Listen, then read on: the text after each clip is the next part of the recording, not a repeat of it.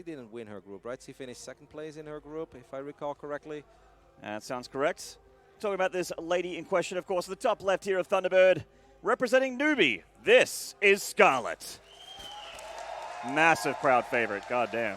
Yeah, Scarlett dropped the series against Drogo, but still had a very strong showing in the group, taking second place, and then she was able to take care of Shadon, the French Protoss. In the right bottom side of Thunderbird, we're looking at the main base of the German Toss. We still see him as the best Protoss in Europe. It is ShoWTimE.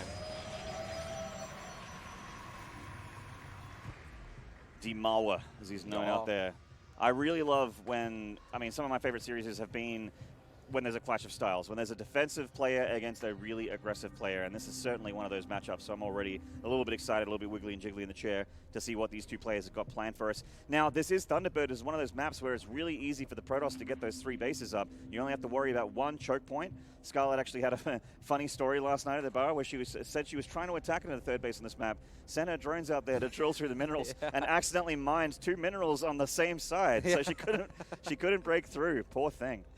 Yeah, these are the cool things that are possible on this map, but obviously you got to be paying attention to your drones, otherwise your entire strategy can be in jeopardy.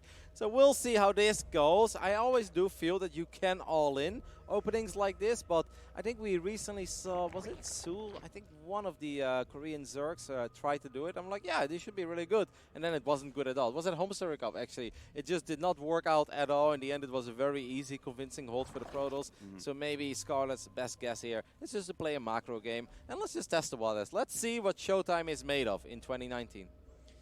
Pretty strong stuff so far. So he's going to go for the slightly longer wall off. It's a bigger ramp area instead of just putting in the natural choke, but only just slightly, so it doesn't take too long. Considering the Zerg's just getting a 3rd hatchery and he knows all about that, very, very safe to get this wall off, and he is going to go into that Stargate. Safe, standard opening here for the German Protoss. Yeah, I think a lot of the European Protosses have really been inspired by some of these old school Stargate openings again after watching Zest and Stats at the Home Story Cup. I don't know how much you were able to watch of it, Maynard. I know that you watch every bit of StarCraft, but I also know that you live in a very complicated time zone. But yeah, I was blown away by the Oracle control from these Korean Protosses. It really feel like they leveled up. They were just relentless, non-stop, picking up drones here, there. It wasn't about the 1st or the 2nd wave. It was about the never-ending aggression of the Oracles, the non-stop stasis play, and I really think that a lot of these European Protosses are like, damn, Zest and Stats are onto something. We thought we knew what the Oracle was capable of. Apparently, if you practice hard enough, it's capable of so much more. So I'm not surprised to maybe see some Phoenix into double or even a triple Oracle here. Yeah, actually saw a Hellraiser go for a lot of Oracles in his games. He's still, even though Hellraiser quite a different Protoss than ShoWTimE, showed that he still liked that Stargate open a little bit. ShoWTimE going for the stock standard Phoenix into Oracle here for the harassment for lifting up the planes if possible for later. Clearing out Overlords, of course, as he bullies that one back from the natural. You know what I love so much about Scarlett is that I think she's very all-around in general, right? Like Scarlett, we know that she's perfectly fine of playing an excellent macro game. She's done that a million times in the past. But Scarlett is also somebody, if she has the feeling that she can just kill the Protoss, she'll go for it, absolutely. I mean, we all know her Nidus play, the Nidus Queen stuff, and Queen Links. She's incredibly good with it, and she is very, very deadly with it as well. And I think that's why this is kind of a scary best of 5 for ShoWTimE, because when you go up against Scarlett, you just don't know. She can proxy, she can macro, she can mid-game all in. Scarlett really is capable of almost everything. Robo follow-up here for ShoWTimE, so they head towards getting the Prism out as he heads towards taking the 3rd. Scarlett just having a little bit of map control with these Lings, but really neither player has a chance to poke here. I mean, ShoWTimE does have Oracles and Phoenixes towards Scarlett's main. It actually looks like it's just the Phoenix and only just for scouting. Normally they come in together to try and do some harassment. Doesn't look like he's going to try it. I think ShoWTimE is trying to see if there is a mineral line where Scarlett tried to cut a couple corners and maybe she didn't build a Spore Crawler, but nah, Scarlett is playing a very fair game so far. So there are spores in place, and ShoWTimE, if he wants to get something done with these Oracles, he's going to have to, yeah, it's a triple Oracle opening, by the way. So we're expecting, obviously, the Phoenix to fly in first, lift one of the Queens, soak up 1 or 2 or even 3 shots from these Spore Crawlers, and this is what the Korean Protoss did as well, by the way. It's not just the Oracles, it's also the 2 random adepts that show up somewhere and get a few more probes. This is also the opening that Stats used against Serral to take out Serral in one of these Home Story Cup games. Yeah, it really is such an explosive opening where everything seems standard, then all of a sudden laser beams from every single side, and you lose 20 drones. But I feel like it's a little bit late, though. I feel like there was a little more activity coming out of the Korean tosses so far. We'll see. I mean, if ShoWTimE is able to walk away with, let's say, 10, 12, or even 15 drone kills here, I think it's awesome. But if it's only 5 or 6, that's really not going to be good enough. ShoWTimE is going for the main base. Scarlett is forced to pull her drones away almost immediately. This is quite a bit of damage already, but keep a close eye on these Adepts. The Adepts, they really have a lot of potential as well. Yeah, the drone kills are really getting up there. One Oracle did die to the Queen and the Spore Crawler in tandem. These Adepts aren't doing anything. They're chilling on the edge of that creep there. Queen nearly picking off. Oh, a miss micro there from ShoWTimE. A little bit of indecision there with the units, and he lost 2 Oracles out of the 3. Yeah. That really does sting. Yep, 12 drones. That seems like, oh my goodness, that's so much damage, but there is an infestation pit on the way already. Now the Lynx are out of position, so maybe these Adepts, even though they show up a little bit later, if these Adepts get 5 more drones, then it's really starting to hurt, right? Because then you're suddenly looking at 17 drones going down. That's 5 already, and these Adepts are not even done yet, Maynard. Told you these Adepts, they have a lot of potential. Oh, man, they're doing almost as much as the triple Oracle here. 9 drones have gone down, and they Are zip over to the third base. The high hit point Adept at the front line, tanking for a second there. The Lynx are going to take her out eventually, but 11 drones, just 1 drone less than the Oracle harassment. Getting damage done for ShoWTimE. Scarlett knocked down a 64, and I think we might be seeing some Nidus Swarmhost play, or even just Swarmhost standard here. ShoWTimE deciding that now is the time. I like that as well, because Zerg players, whenever they lose drones, they just rebuild all of their drones immediately, and ShoWTimE knows that, and that's something that the Korean product showed us as well. It's like, well, they're going to rebuild all the drones they've lost, and that's when you attack. Even if your army feels small, it doesn't matter. But Scarlett was very, very quick on these Swarmos, and with 9 Swarmos, I honestly think that Scarlett should have enough here, right? I agree. Oh, nice little force field there, catching that Queen on the front line, so it looks like she's going to go down. This Lynx kind of stuck as well. Prism is here for the juggling potential. And the Nidus Worm is going down for Scarlett. You don't really make Swarmhosts without Nidus Worms anymore. The Prism starts to warp in, the reinforcement Zealots. It's so smart that Scarlett actually expanded on the top side of the map. I absolutely love that decision from her. This is not something you see very often on this map. So there's 0 chance he would have been able to defend the other base. There is a chance that he's able to defend this one, even though that force field is good. But here come the Locusts. Okay, that's a lot of Zealots there, and ShoWTimE is still going to get a cancel. I still love the attempt, though. I thought it was really smart by her. The 4th delayed forward now. ShoWTimE getting out of there without a scratch, and it looks like it's time for Scarlett, especially when the Swarmhosts get off cooldown, to get across the map and start hitting ShoWTimE. And ShoWTimE's actually keeping the pressure on. He's got a Prism alive. He broke it away from the pack with some Zealots in tow, I think. I believe it's Zealots. Drone firing off that stasis ward. Now, there is actually no way for Scarlett to get any vision now on the other side of the map. And obviously, if you want to start popping these Nidus networks, okay, this little Zergling, he knows what he's supposed to do. It's like, He's going to put the Nidus Worm next to the 3rd base here. Oh, there's 2 Zealots waiting there already. It seems like ShoWTimE has done his ShoWTimE is doing his homework. Scarlett has done this before in this tournament, and it seems like ShoWTimE is quite prepared for it. He knows what he's going up against. He saw the Swarmos, and he knows. You don't build Swarmos these days without a Nidus network. Man, that's fantastic defense by the Mauer, because he's shutting it down before it even begins. He's reading Scarlett like a book here. He's like, you're going to have a Nidus Worm here and here. My units will be ready, and I'm going to Prism hit your main with charge lots, and it is working to plan here, like clockwork. Surgery even, Rotterdam. Absolutely. For ShoWTimE as he starts pushing on this Nidus Worm again. Oh, that's actually very risky there by Scarlett. Storms! Got to damage a lot of those Locusts, but they are going to get those waves out. Oh, the Storms again from ShoWTimE. He's going to lose a few of these units on the right-hand side. And I mean, it's 3 units, I guess, so it's damage for Scarlett, but it is a little bit of an iffy trade. Yep, it would be awesome for ShoWTimE to take care of these rocks as quickly as possible, because there's another Nidus network now. Scarlett obviously lost her spawning pool in the main base, so she's rebuilding that before she can really rebuild anything else.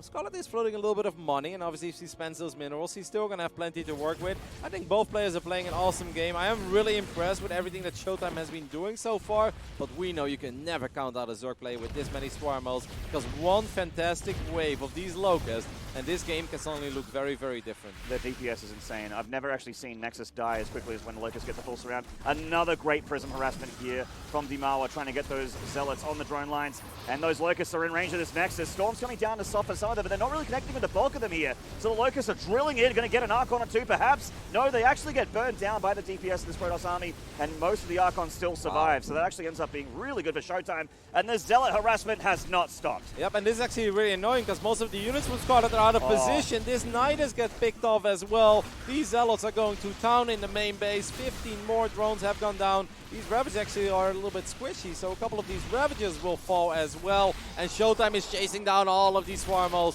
What a phenomenal game by the German Protoss. Yeah, they lost their bus ride home. The Nidus collapsed, and they just have to walk home, and the Protoss army has been chasing it the whole time. 18 drones have gone down this charge lot harassment. It's just a mineral investment for ShoWTimE, so absolutely worth it. And he finds himself ahead in every single regard. His upgrades are better, his army's bigger, his economy's bigger. Scarlett really against the ropes. Yep. I mean, there is still some hope, obviously, with the Lurker Den on the way. Scarlett is slowly but steady trying to rebuild her work account, but she's lost so many drones, guys. This is actually quite difficult to bounce back from. There is a Dark Shrine finishing up as well. Most of the Spore Crawlers, I think, have been taken care of. I mean, if you look at the amount of units that ShoWTimE lost, he pretty much, other than those 2 Oracles and the Adepts, obviously, those were absolutely worth it. He lost 1 Sentry. Other than that, only Zealots. I mean, that's what Protoss dreams are made of, Maynard. Yeah, you're happy to just lose those mineral units. It's fine. The charge loss are the cheapest thing the Protoss can do right now, and they always put in hurt if the Protoss, or rather the Zerg, isn't ready for them. One Nidus, not Nidus, Swarm Host just sniped there by the Blink Stalkers. Man, this is actually the best ShoWTimE I've seen in a little while. This is not the same ShoWTimE that I saw at Home Story Cup that lost best of 3 after best of 3, and that seemed really kind of down and out about StarCraft 2 and these tournaments. But I'm happy that he decided to show up. I mean, obviously it's only the first game of the best of 5, and this game is still not in the bag. I mean, if Scarlett gets to drag these games out, I've seen a couple of super late game scenarios of Scarlett, and I think she's incredibly good at that. She knows when to get into those infestors, and she absolutely knows how to get those spores and infestors and maybe Broodlords down the line. For now, though, she needs to survive. She needs to buy time for these Lurkers to finish off. Oh, I don't think ShoWTimE's going to let that happen. He's starting to poke this front line here. Oh, one more left behind. Come on, buddy. I'm actually, like, I like that ShoWTimE is already thinking about the next phase of the game as this one Immortal does get left behind. But going into the Stargates, going into the Fleet Beacon, I would kind of like to see ShoWTimE keep the pressure up, because I think he was doing a fantastic job. But we all know super late game PvZ is not easy right now. Certainly not. The Lurkers getting on top of that Nexus. They're actually on the A move here. There we go. And like I said, Nexus die real quick when Locust are involved. Nice pick off there for the Locust of Scarlett. And we are going in a Scarlett cam here as we see where her attention is at. Of course, the Zerg player is generally very focused around that minimap, and she's making sure that she has everything she needs here and making sure that the Protoss isn't trying to catch her unawares defensively. But it looks like he may succeed here as the DTs get into the main base. Scarlett defending, though, great awareness, and she pushes him back. And immediately made an Overseer in her main base as well. So well done, but there is one of these bases that's going to be very vulnerable. The Lurkers are a little bit late to the party. You might want to keep these alive. That one Zealot runs forward and actually picks off one of these Lurkers. Second Lurker just runs straight into the Protoss army. I like that ShoWTimE decides to stay active, because I think he's been playing great. Wow. But I really don't think you want to slow down. And ShoWTimE so far, it seems like he's not slowing down. He's going for the Nidus Swim here, which nothing can retreat to defend. That was full of Swarm Hosts, Rotterdam. And so they're on the other side of the map. They're going for another Nexus. Looks like the cannons might actually take out the Locust before they're a problem. ShoWTimE rotating to the north. He's taking out one hatchery, but he's not done with that. He will not be satisfied with just one hatchery kill. He wants to go for the throat. He pushes forward. The Lurkers need to be here in siege.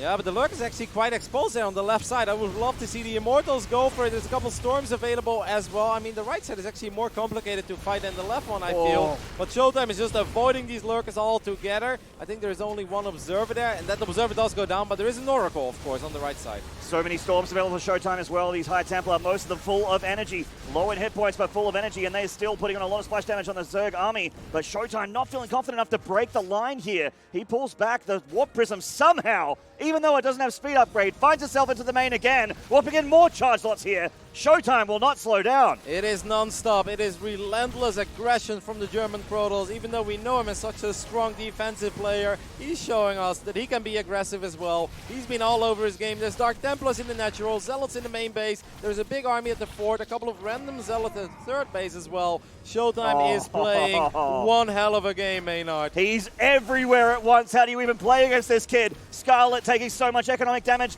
for the 15th time this game. The Great Aspire is exposed. Looks like he's going to be able to save it. So well, that does kind of sting. Actually, the DT, no Overseer. detection. Oh no, this building is so important. No. I really feel it's so important. It's like our only chance. Oh, just. All right, saves the Great Aspire. Yeah. That is the only chance Scarlett has in this game. but Dimawa is already ready. He's getting the Tempest up, and he's pushing the front line. I don't think we're going to be seeing Broodlords in this game, Rotterdam. No, I mean, I agree with you that it's the only chance that Scarlett has, keeping that Greatest Fire alive, but these Storms connecting with these Hydras as well. The Tempest are already out, though. Scarlett is going to spend a little bit of her banks. She's going to fire up 13 Hydras, few more Lurkers as well. I mean, at this point, Scarlett just looks at it like, just give me time. As long as Scarlett can drag this game on, there is a little bit of hope, but it really feels that ShoWTimE does not want to slow down. She doesn't have the time to get those Corruptors up, to get those tier 3 Zerg units. And these Tempests are quite handy at dealing with Lurkers as well on Hydras, as long as they're back, as long as they have that range, that vision. I mean, this is going to take a while for the Tempest to get that sorted. The Locusts are going to hit that Nexus. ShoWTimE just evacuates it. He's got a defensive DT, which will hack through the Locusts slowly but surely. Yep. And, of course, the War Prism picking off that hatchery attempt to the top right of the map. ShoWTimE has done a really good job in not taking too much damage from these Swarmos, and that's a lot easier said than done. We've seen so many games just being determined by how much damage these Locusts do over and over again. We always talk about the free damage. Well, this game ShoWTimE is showing us that it doesn't have to be free. I must say all the kudos to Scarlett as well, though, for still hanging in there. I feel like ShoWTimE is throwing everything at her, and she's still hanging in there, and she's actually still maxed out. Now, obviously, I love ShoWTimE's position quite a bit better because it feels like Demour is all over her, but it's still a really good effort by Scarlett. Lesser Zerg would be in the middle of losing game 2 by now, but we're still in game 1. Scarlett still putting on that fight, but Demour is just, he's just meeting her punch for punch. This army. I don't think this army can be stopped, Rotterdam. It's just too powerful. Yeah, it depends on if the Lurkers can get in the right position. A random force field going down at the 17-minute mark was actually really impactful as well. A few more Lurkers do get picked off. I mean, ShoWTimE still dancing around. I think he's still trying to run some other units into the natural. I cannot believe that Scarlett still has 190 supply, but it feels like she's definitely struggling in trying to get the right engagements. She comes forward with the Hydras looking for some pickoffs. The Tempests are quite squishy, so she does get some pickoffs there. So many Storms still available from ShoWTimE as he gets through those Hydra numbers. And there's a Swarm Host reinforcement here for Scarlett. Can the Locusts make the difference here for this defense? ShoWTimE is starting to bleed some of those units on the front line. The DT's helping up on the front line though. Again, Scarlett with no detection as the DTs hack and slash their way through the Zerg infrastructure. And the Tempests are back, being useful again. Wow. ShoWTimE, what a game 1. Damn, that was good. What a game, Maynard. I mean, like, I don't know. I don't even know what to say. I think ShoWTimE played absolutely stunning. The way that he shot those initial Nidus networks down. Obviously, the Oracle res, I'm like, yeah, that's good, but he's going to need more. And then the 2 adapts, I'm like, okay, that's a great start, ShoWTimE. But Scarlett is showing us what an amazing Zerg player she is, obviously, as well. Didn't make it easy. And at that point, I felt like it was 9-10 minutes of non-stop aggression by the German Tals. Prisms, armies, like Archons, Immortals, Zealots, DTs, Tempest. ShoWTimE was everywhere at once. I loved it. I actually don't remember ShoWTimE being better than that ever. Like that actually was one of the best games, if not the best game I've seen him play. You remember the grand finals that ShoWTimE had a long time ago, that amazing final in Tour back then when he 2016, had those, and the great games against Nurture. That's kind of what that reminded me of. Like, I haven't seen that ShoWTimE in a while. I would almost say, welcome back, Commander. It's great to have you with us again. Maybe he should get another shoulder injury or something because he's playing some fantastic StarCraft. I would never wish that upon ShoWTimE, but he is coming back swinging.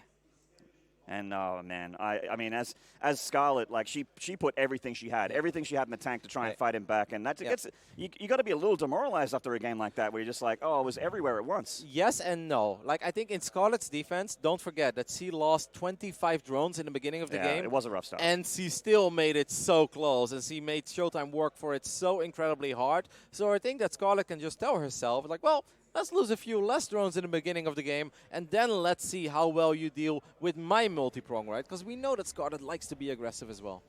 Well, normally the wall stays at home, but in this series it comes to you. In the top left here, in the blue, this is the German Protoss, Demour himself. This is ShoWTimE.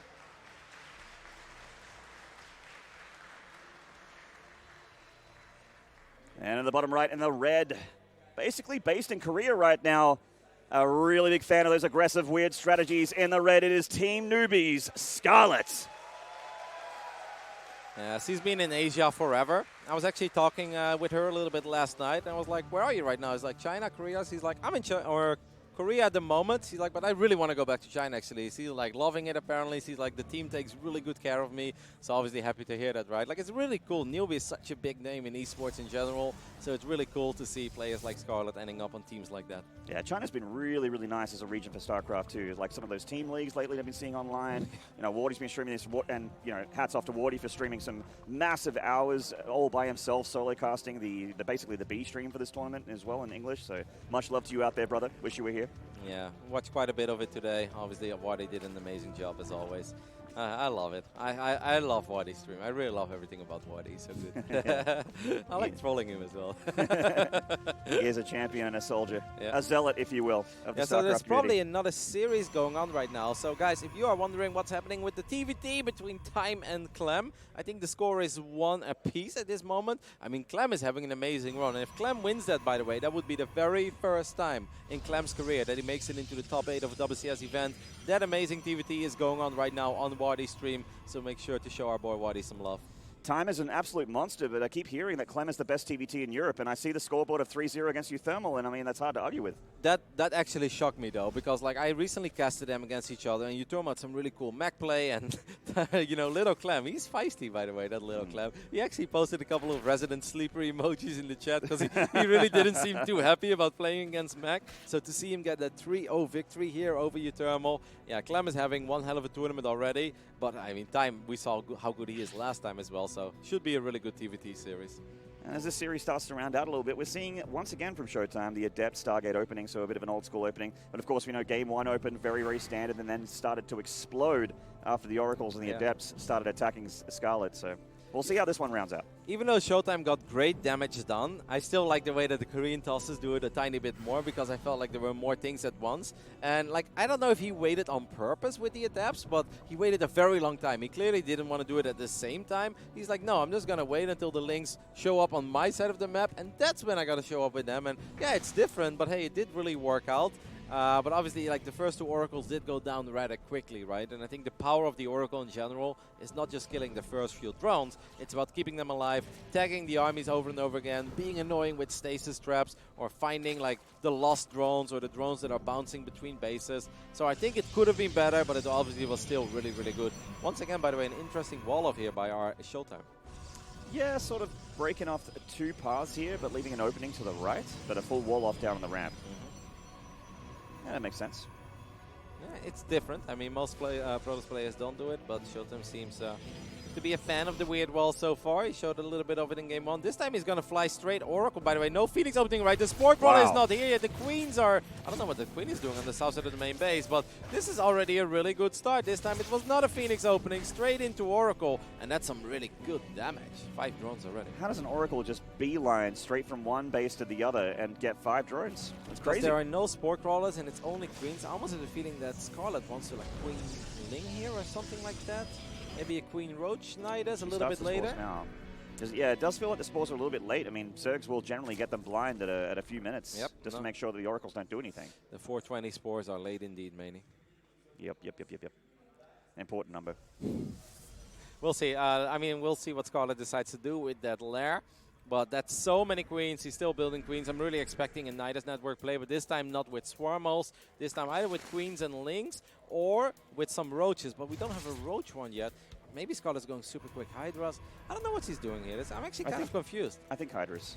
I think that's something like Korean Zergs actually don't mind the early Hydra den and trying to be, you know. With the amount of drones that he's building, I think you're onto something. Yeah, it's looking a little bit more like it. More Queens starting to pop out for Scarlett as the looked like he started a Prism, decided to start the Immortal instead here, and there's the Hydra den for Scarlett. So wow, there's so many laser overlords as well. 6 of them at a time. And Scarlett is actually supply blocked. I think the Phoenix was able to pick off one of these overlords on the right side to be annoying. I mean, we've got a lot of Queens, but I don't know where they are. I hope a couple of them are in the main base. There is a Sport Crawler here as well. I still think this is maybe a moment that ShoWTimE could have gone for it. If you lift one of these Queens, these 3 Oracles can absolutely get some good damage done. And doesn't look like he's interested. Still 2 more Queens here at the 3rd base and a Spore as well. They get lifted, or one of them gets lifted there. The other one's standing and fighting. ShoWTimE getting a few drones, pulling back that hurt Oracle, and manages to escape with all of them. Yeah, only getting 4 drones this time. Scarlett has been building a lot of drones during all of this. I think Scarlett made like 4 Zerglings, and that's about it, right? 4 Zerglings straight into nothing but Queen, and now eventually Hydra, Yeah. but this is of a 67 drone economy. So if ShoWTimE would make the same pooch as he did in the previous game, I actually think he's in for a rude awakening, because Hydra Ling is going to be a lot harder to deal with than what Scarlett had in the previous game. Feels like Scarlett's playing just like Sue right now. Sue loves playing the style of ZVP. Wow. Oh, nice little catch here with the Oracle's going to burn down the 4th base attempt here from Scarlett to cancel at least. That's really good, because now ShoWTimE actually buys a lot more time for himself to go for another potential attack and get another cancel on this 4th base. You know what I love the most? Like, we always praise Scarlett about her creep threat, and we know that it's probably the best in the business, actually, no exaggeration. But because ShoWTimE has been so freaking aggressive and so in her face, I feel like even Scarlett right now has not really been able to work on that creep threat we always praise her for so much. Yeah, and that's certainly an important way to defeat her here is ShoWTimE. Well, not many people out here that could defeat Scarlett in StarCraft too, but ShoWTimE is certainly one of them. Lurker Den, really quick here for Scarlett. So this is a very, very fast Lurker Den compared to Game 1. Yeah. It's going to be a lot harder for ShoWTimE to deal with it. Obviously, his immortal count's pretty low. He doesn't have any splash damage yet. Starts the Templar Archives as I say that, and the Infestation Pit also on the way for the Zerg.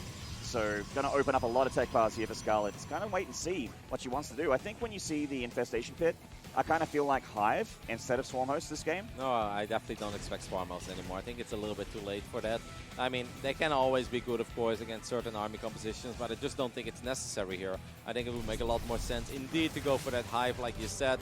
And eventually, maybe Scarlett is going to turtle this game. Be like, if you want to attack me all the time, go ahead. I'm going to make Lurkers. I'm going to get some static defenses going. I'm going to sit on 4 base. And hey, let's get some Infestors out. And we've seen a lot of late game PvZ over the last few months in this matchup. And of course, adaptive talents for the fast Lurker Burrow and Umbro.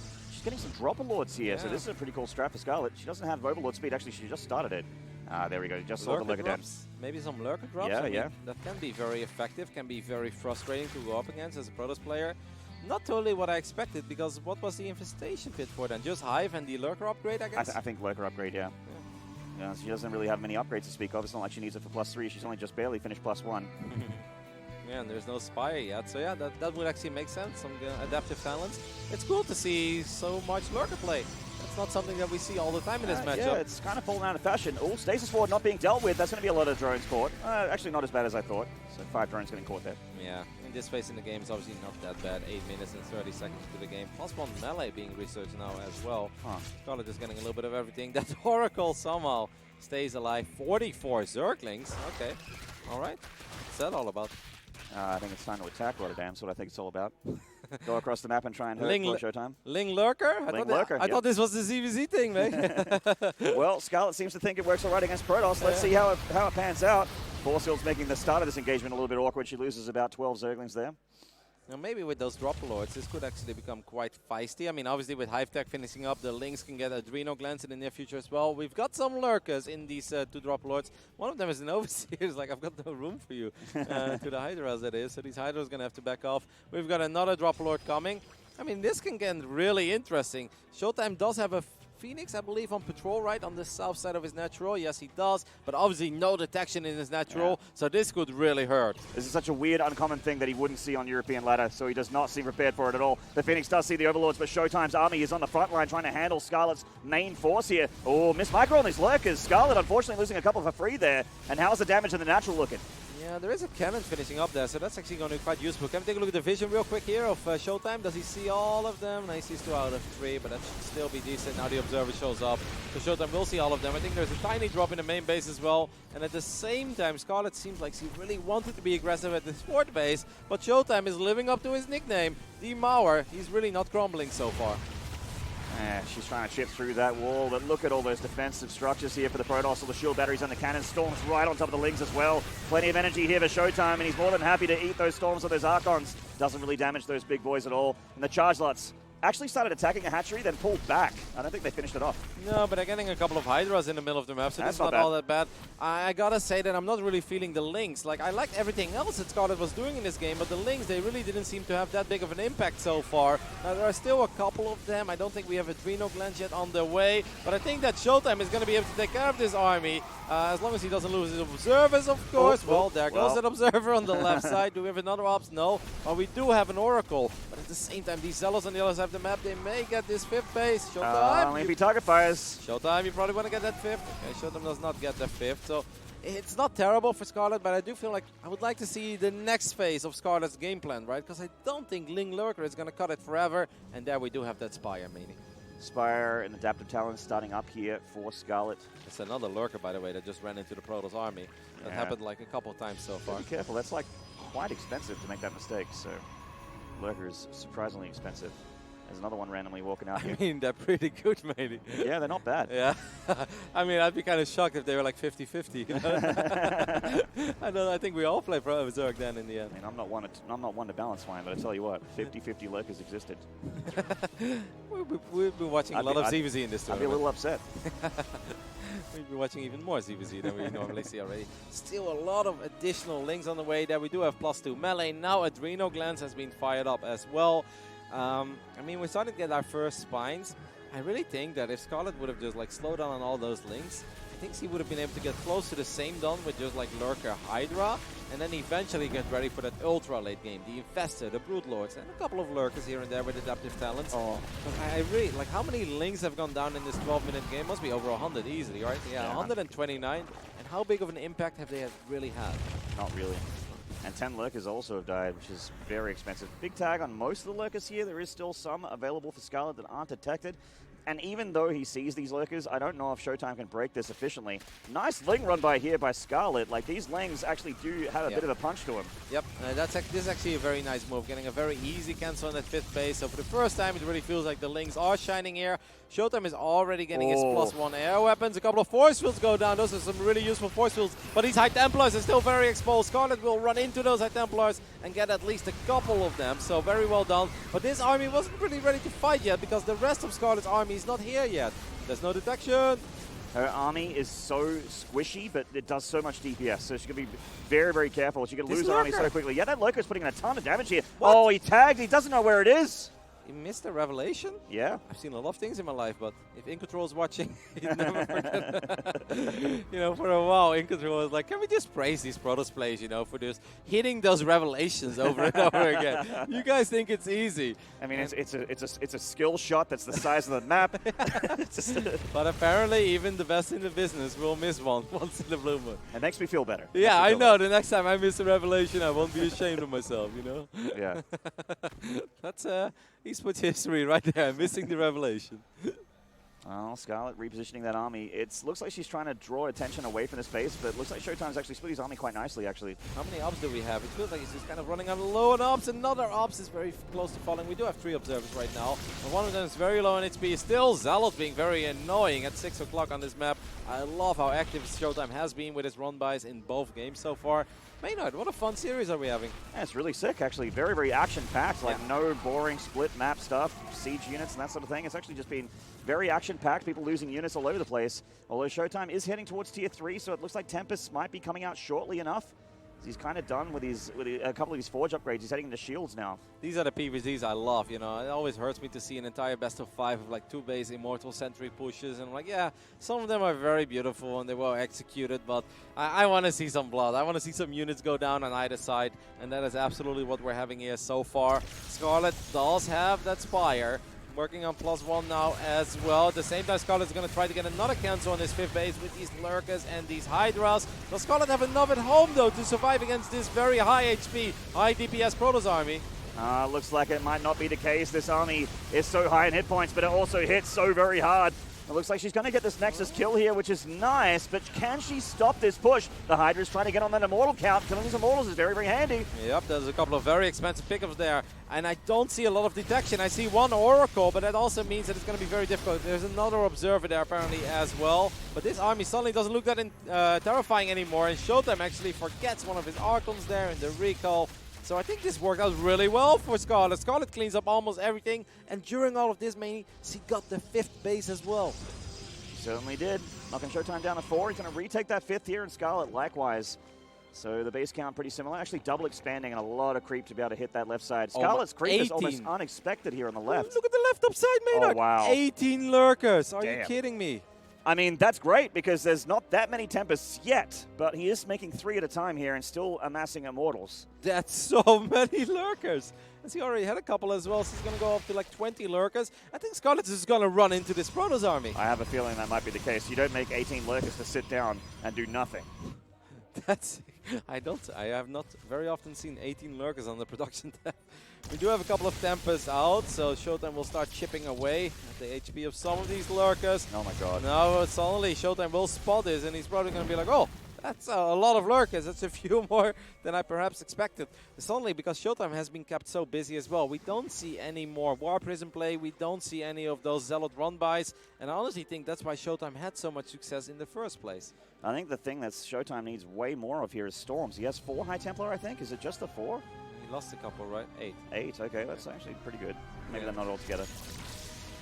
15 Zealots would be cool to maybe recycle those, go for some run-by. ShoWTimE setting up a little bit of a sandwich. Oh. Some great Storms as well on top of these Hydras. Yeah, certainly, and getting that damage on the Lurkers as well. Doesn't look like they're going to be able to escape this one. Big Storms. Almost all the Lurkers in that army of Scarlett died. Of course, that's not every Lurker she has. There's still more here by this hatchery on the front line. So the Chargelots are going for another hatchery kill, but this time Scarlett looks like she's ready. Yep, I think Scarlett had enough time to get ready for this one. I still like the attempt though, because it does force Zerg units to stay on their side of the map, and it gives ShoWTimE a little bit of room to finally get his own 5th base up and running. And I do think that is very important. I'm just surprised we don't see the Infestors. We don't see, you know, Scarlett being eager to go for that ultra late game CVP. It may not always be exciting, but we do know it's incredibly powerful. The Infestor doesn't lie. Broodlord, Infestor, Lurker, it becomes close to unbreakable for most army compositions. But Scarlett seems very determined to just win the game with Lurker Hydra, and it's awesome for us, but I'm not sure if it's awesome for her. She really feels like this is the way to play, or maybe the way that she prefers to play. Maybe doesn't have confidence in the late game composition. But I think Scarlett's even told me once that she thinks she made her name with Infestor Broodlord and Wings of Liberty. I mean, a lot of these Hydras are going to get squashed here by these Archons, so that's actually a pretty painful run. But at the same time, it did open up the middle of the map for these Lurkers, though, to get in a decent position. But it's just a couple of Lurkers, and in the end, these Tempests and Immortals will take care of it. 27 more Hydras on the way. Scarlett still not showing us the willingness to transition. I don't think we're going to see one, actually. She doesn't even have that bank anymore. Like, she has some minerals, but the gas is pretty much gone, and everything that she needs, those Infestors, the Broodlords that you mentioned, they all cost a lot of gas, and she's not going to have the time to do it. It's ShoWTimE's knocking on the front door here with a lot of Archons, a lot of those air units, bunch of DTs and Zealots attacking that hatchery again, and she has no detection here. Yeah, there is a Spore Crawl actually on the right side of that extractor. It was very hidden. Below those Overlords, left bottom, there you go. Oh, there it is. Yeah, I didn't see it either. Hello, fella. I was like, why are those DTs being attacked? He has no detection. It's like, okay, he does. Storm will connect with a couple of these Hydras and Lurkers in the middle of the map. ShoWTimE, is that +3 air weapons that we're looking at? I think it is, right? I think it is, yeah. That's pretty sick, actually. So these Tempests definitely do pack a punch. I mean, it's a very explosive game, a very back-and-forth game, but it kind of feels that the longer this goes on, I think the better it will be for ShoWTimE, even though it's important that he doesn't run out of Storms. That is a lot of Hydras. The DT's attacking here, but a big attack here on the front line. Probably more important as the Lurkers get closer and closer, trying to get into the Archons and get into the Immortal count. The Lurkers doing a lot of damage here. The Hydra's also still alive. Here come the Storms, though. Can this make the difference to ShoWTimE? It certainly is the spell to get the job done. The Tempest should really kill the Overseer, by the way, because he's got Dark Templar. So the moment that you kill the Overseer, you can actually just warp in DTs and you'll be more than fine here. Yeah, the Hydras are doing really good, but don't forget about ShoWTimE's bank, though. Like, I know that Scarlett's getting some good damage down here, but she's losing so many drones on the other side of the map. The Dark Templars have gone absolutely crazy on these mineral lines, on 2 bases as well. And now I think the DTs are going to be able to clean this up, and I think we're looking at a 2-0 lead for our German Protoss. Yep, there isn't really a lifeline here for Scarlett anymore, and there it is, GG. ShoWTimE getting game number 2 there. Scarlett being very, very frightening and scary with that very, very fast and very, very high damage output. unit composition, but it is so squishy. Yep, I think Scarlett played an awesome game there. It's lovely to watch for all of us, but I think sometimes maybe you don't want to please the audience, and I'm sure that's not the only reason she's playing like that, of course, but I'm like, yeah, okay, you can absolutely try to make some magic happen with Hydra, Ling, Lurker. It's really cool, some Lurker drops. I love all of it, but I think at one point she's going to be like, all right, maybe it's better to just sit back right now, go for a couple of drops here and there, but just get my first. I wouldn't necessarily say Brood Lords, but get some Infestors out, right? Because Infestors are scary against everything. Imagine if you fungal an army and then the Lurkers run on top of it, right? The combination of fungal and 20 Lurkers sounds pretty intimidating. And Tempest, even though they're super good against Brood Lords, they have low DPS against pretty much everything else, and they're absolutely terrible against infested Terrans. So I'm a bit shocked to see how long she tried to make that composition work. Like I said, awesome to watch. I truly enjoy it, but I just don't think it's optimal.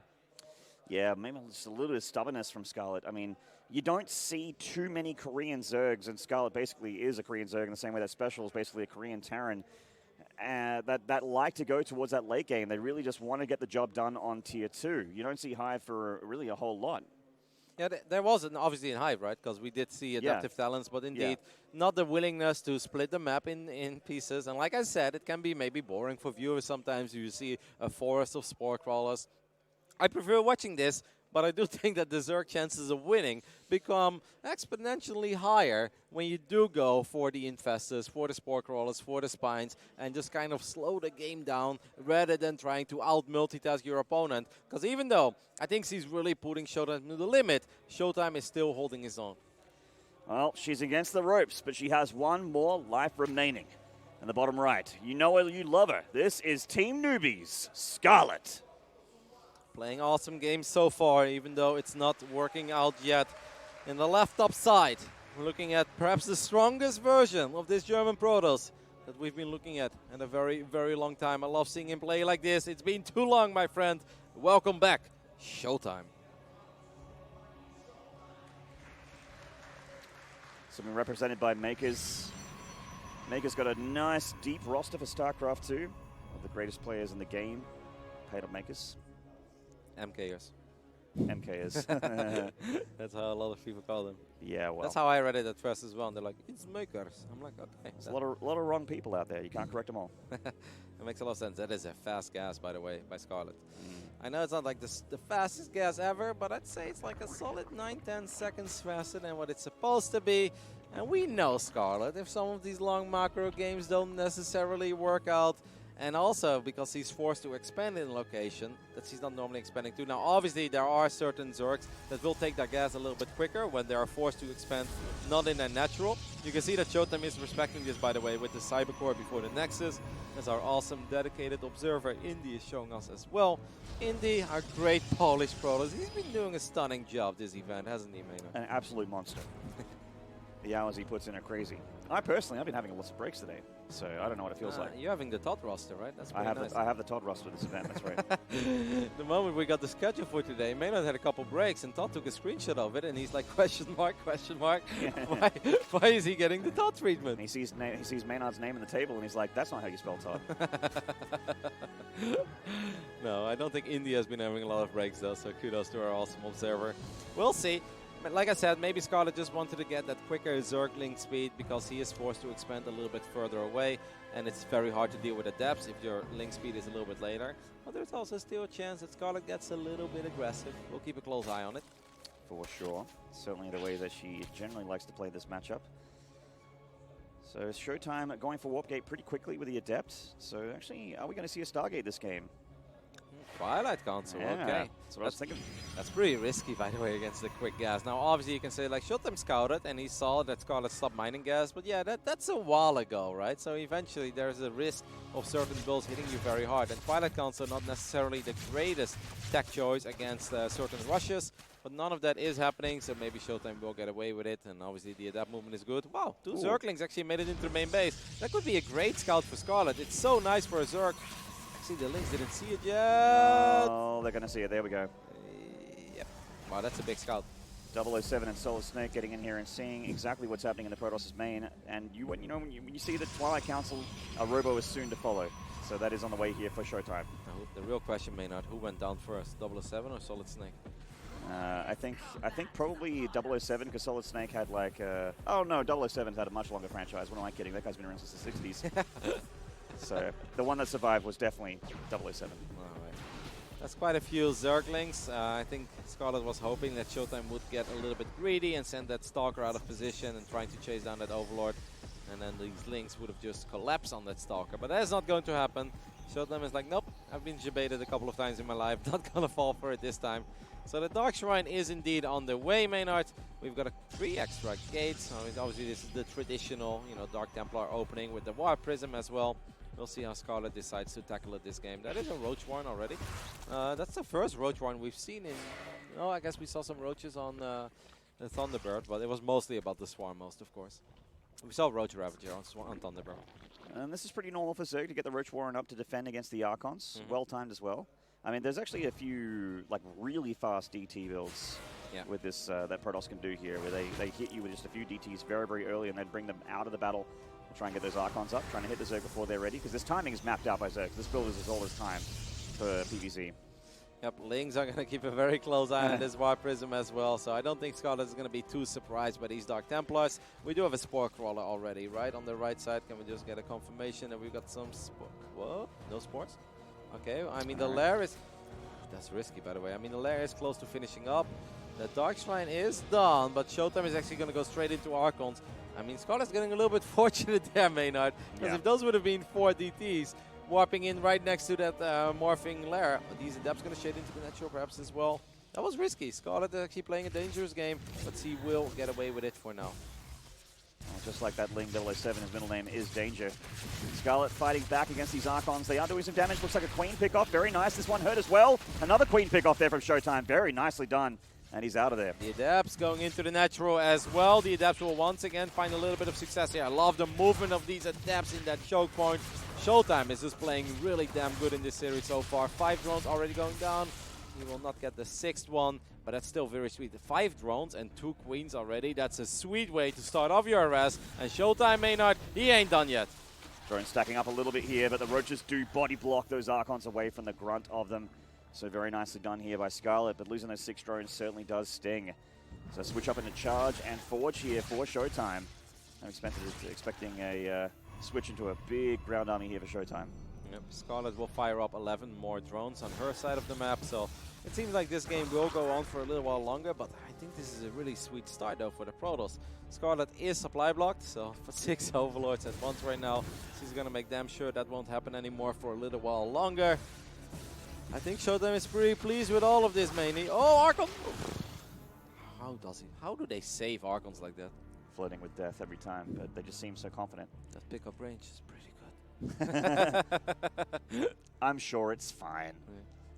So we do have those extra gateways coming down for ShoWTimE. Charge, 3/4 of the way done, plus an attack also kicking in on the Forge. No Templar Archives or anything like that, but he doesn't really need it if the Immortal count's high enough. There goes that Infestation Pit for Scarlett. ShoWTimE's going towards that main base with the Archons. Doesn't feel confident enough to drop them there. There's too many Roaches. Yeah, so maybe we're going to see a little bit of a repeat of Game 1. That's a really good hallucinated Phoenix Scout, of course. The Infestation Pit will be revealed. And I truly wonder, what will this do for ShoWTimE's decision making? Is he going to move out as soon as he feels like he's going to get a strong army?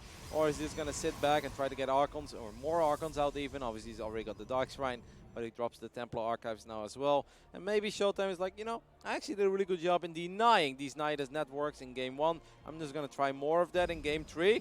But Maynard, instead, it seems like ShoWTimE is pretty eager to at least test the waters. But if you look at the army supply, his army is actually pretty tiny compared to Scarlett's army. Well, that's 30 army supply and those eggs right there with those swarm hosts on the way. Quite a supply-intensive unit. And they're going to pop with Locusts ready. This hatchery is not happening. Nope. So we can say goodbye to that one. But can Scarlett hold on to the 3rd one here in the north? I mean, how badly will ShoWTimE commit though? Because he's got Blink on the way. That's actually something that a couple of the Korean brothers did as well. Fields. Yep. 4 or 5 Roaches for free, a 4th base for free. Can we take a look at the unit's lost resource tab so far? This has been a really effective game. 500 resources going down the drain against like 1,750 or even a little bit more. So ShoWTimE, even though he's down in supply, he's got an excellent read on this game, and I do think he's in a pretty comfortable position. That Deutsch efficiency. Yeah. Yeah, that's it. The Locust kind of just whiffing here. There's not really anything for them to attack. And I mean, these Locusts, those are some very, very defensive Locusts. They're obviously not going to get much done in the middle of the map.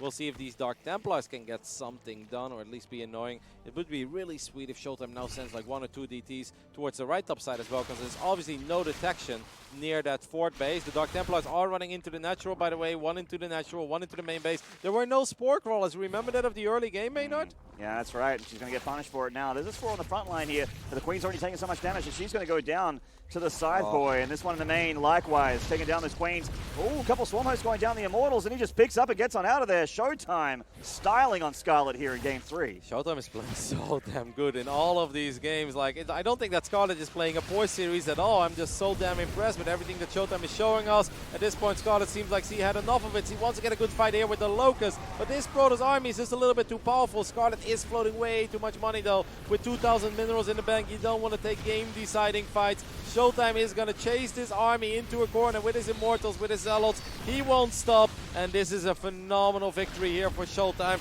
and he's probably just going to keep chasing this army. Why not? He's not getting punished for it. There's nothing to shoot that Prism down. He's trying to bile it, but that is not going to happen. Not to someone as ShoWTimE's caliber. There's no detection either, right? Like, there was no Overseer there, so those Dark Templars were just going ham as well. And they were able to get in quite a few shots off. Now they will morph into an Archon. I look at this army, and I don't think this is an army that's going to get stopped by a couple of unupgraded Roaches and a few Swarmos. This fort base will once again go down, and with that, I think the hopes of Scarlett of winning this series as well, because a 3-base Zerg against a 4-base Protoss with a superior army, that often doesn't end too well for the Zerg. Certainly not. The army of Scarlett just looks so just weak compared to the Protoss army here. A lot of those Ravagers are very, very squishy. The Swarmos are only useful when they have Locusts. Look at the trades here. 13 Swarmos went down. Look at the gas loss for Scarlett compared to ShoWTimE. Really rough stuff this game. And normally it's supposed to be so hard, right, to pick up Swarmos. It's just like the last unit in general that goes down. The Locusts go down, the Roaches go down, but normally the Swarmos don't go down. But I think those Dark Templars really kind of caught Scarlett off guard. And obviously she played a greedy early game since she didn't have detection. And ShoWTimE is like, all right, this is my moment. I'm going to jump on top of these Swarmos, and getting 13 of them, I mean, that's massive. She's still not slowing down, going for a Ling run by here, finding some probe damage. Oh, those Biles, getting quite a few of those Immortals there. Wow. She's going to need more than that. She's getting those Archons on the front line. This engagement starting off really nicely for Scarlett, actually. Biles connecting again. ShoWTimE forgetting the micro here, taking some big Biles to the face. He's losing 22 probes to the third. Wow. Wow, okay, this game just kind of turned upside down, Maynard. Those were the biggest corrosive balls back-to-back that we've seen in a little while. And on top of that, 22 probes going down. At the same time, Scarlett is also losing a few drones here, and there's still no Spore Crawler in the main base. It makes it so annoying to deal with these DTs. Scarlett's still only on 3 bases, though. But if she's able to spend that bank, Maynard, there is absolutely still a little bit of hope. More Locusts flying in, so they're going to try to get a few more probes here. Those corrosive balls were big. They absolutely were. They've kept Scarlett alive in this game almost exclusively, along with that Ling run by. The DT harassment from ShoWTimE has been so effective, and he's not going to have any reason to stop doing it. Honestly, there's a lack of Spore Crawlers here at these bases that Indy's showing us. The Overseers have been Scarlett's only detection defensively and offensively here against ShoWTimE. I mean, I think like the hope for Scarlett is maybe to get these Archons, because the moment you take care of the Archons, the Immortals are not that great against Locusts if they don't have the Archon support there. The Biles again! Corrosive balls in the middle of this Immortal army. I mean, sure, Immortals are tanky, but they ain't that tanky. You can't keep doing this, ShoWTimE. Yeah, if he keeps eating these Biles, it is not going to be a recipe for success. Well, she Biles her own Overseer there, but still connecting with some of ShoWTimE's units. I don't know how many of these Swarmos are ready to fight. How many Swarmos do we currently have out on the map? Scarlett's army is quite a bit bigger. 15. I mean, it's only 2 Archons right now. 2 Archons in general should not be enough against 15 Swarmos of Locusts. Okay, we've got another Archon joining in the mix. ShoWTimE still on 4 bases. Scarlett still on 3. Scarlett still with a little bit of money in the bank, though. Imagine if she's able to spend it. She's up a good chunk of army supply here, but the army of the Protoss is quite complex, and a lot of Immortals means a lot of firepower against the Roach Ravagers, which make up the bulk of that supply. And come those Locusts of Scarlett, but not all of them. She's left a lot of those Locusts ready for one last engagement. Can she make it happen? She's going to lose that hatchery again. Oh, looks like some Locusts being used actually to harass here. Yeah, she's going to trade out her fort base for potentially the fort base of ShoWTimE. I'm not 100% sure if the Zerg army is going to get this fort. Scarlett getting very ambitious here. She's going to try to get these Immortals. We'll get at least 1 or 2 of them in corrosive balls. We'll connect with a couple of units in the back. Scarlett did get the fort base though, so traded out fort bases. Yeah, both players doing a lot of damage to each other here, and Scarlett needs a bit more time to round out that army. She's got a bit more in production here, a few more Swarm Hosts to make up for the ones that have been lost. A couple of them are very, very low in hit point, and she doesn't have any Locusts available here. Loses 2 Swarm Hosts in a few seconds right there. This army is really not that good against Locusts anymore, with only 1 Archon in the mix right now. Like, yeah, we've got a couple of Blink Stalkers and stuff, and I'm starting to get a little bit worried here for ShoWTimE. We'll see if he can handle this. Obviously, the Warp Prism will still always represent a lot of micro potential, but the Corrosive Balls, the Locusts, the Roaches, and now DT's actually chasing down these Swarm Hosts, okay? I don't know how that happened. Wow, there's no detection here at all. Yeah, the detection's been the name of the game here for Scarlett. She's been losing so much to these Cloak Boys. The Locusts chasing down the Immortals here of ShoWTimE. They're juggling that hurt one on the front line there. Does lose one in the end. But Scarlett is just staying alive somehow. But I think ShoWTimE might have found the nuts. I think he's done it. Well, I mean, ShoWTimE is going to try to get a cancel on this fort base while rebuilding his own fort base on the other side of the map. The Overseer, Roaches, and Lynx will save this hatchery for now with 7 more Swarmers on the way. I mean, ShoWTimE is relentless. The forward blink as well by the German toss. This game is messy. This game is scrappy. But I still like ShoWTimE's position, even though he's been down in supply for a very long time. Yeah, his army just outputs so much power. There's still so many Immortals. Even though they took a bunch of Vials, they still can stand and fight any day against this Zerg army. And with the Observer here of ShoWTimE, you can see, and also keep that creep spread back of Scarlett. Scarlett's creep spread nowhere near the middle. It's getting towards the middle of the map. Another blink forward here, another Swarm Host, 2 dead Swarm Hosts. And the Locust waves that Scarlett can output here are just getting smaller and smaller. Yeah, the Dark Templars did manage to pick up this fort base in the end. Corrosive Ball will not really connect with the units this time. These Locusts not getting too much done. That Warp Prism has saved so many lives, Maynard. Certainly has. Looks like a couple Stalkers going down. Nope, never mind. Blink marker good enough here from ShoWTimE. And he's going in again. More Locusts available from Scarlett, though. She's not blowing all those Locusts at once.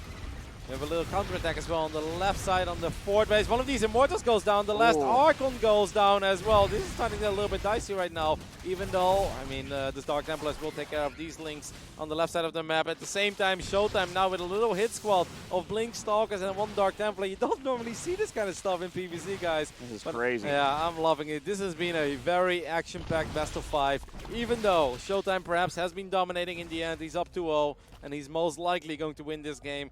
These have been some very, very action-packed games. ShoWTimE finding the time and also the money, because he's been spending his money basically hand to mouth here to get +3 on that Forge. And when that finishes, that's going to make his job a little bit easier here. Although that does give time for the Zerg to get a bit of breathing space and try and replenish this lost infrastructure. Biles getting some of those DTs. Yeah. You don't see that every day. And Overseer in the end as well. I think 4 probes now at once. ShoWTimE has been up in workers for a very long time. Can we take a look at the income graph? Now in the main base, by the way, for the first time we see ShoWTimE showing up in the main base with the Zealots, the Immortals. The spawning pool is under a lot of fire. 9 more drones going down. The Roach Warren seems like a very exposed target. Maynard, is this finally it? Has ShoWTimE finally done it? He's going for the throat, straight to the main base. He gets rid of the spawning pool. I think he killed the Roach Warren as well, and that's it. ShoWTimE